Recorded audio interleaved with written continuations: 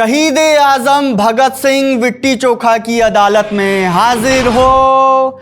भगत जी, मुझे पता है आप अपने आखिरी वक्त में भी किताब पढ़ रहे थे। जब आपको फांसी के लिए बुलाया गया तब आपने थोड़ा रुकने के लिए कहा ताकि आप लेनिन की किताब खत्म कर सके।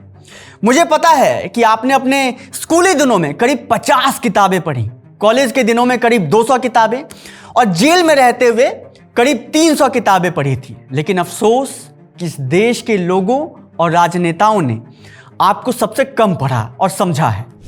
मैं इस बात की गारंटी ले सकता हूं कि आपके नाम पर वोट मांगने वाले प्रधानमंत्री और मुख्यमंत्री ने आप पर एक भी किताब नहीं पढ़ी।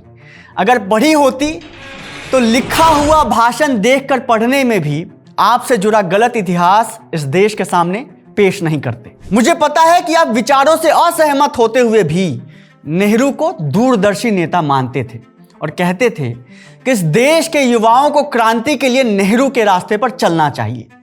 पर आपको यह सुनकर गहरा आघात पहुंचेगा कि इस देश की मौजूदा सत्ता नेहरू से नफरत करती है।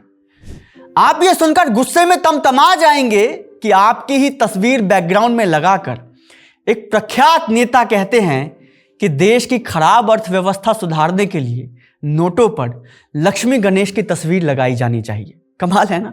आप ये सुनकर उस नेता को अपने लेख मैं नास्तिक क्यों हूं की एक कॉपी देने पहुंच जाएंगे जल्दी जल्दी। भगत जी, क्या आप मुझे सुन सकते हैं?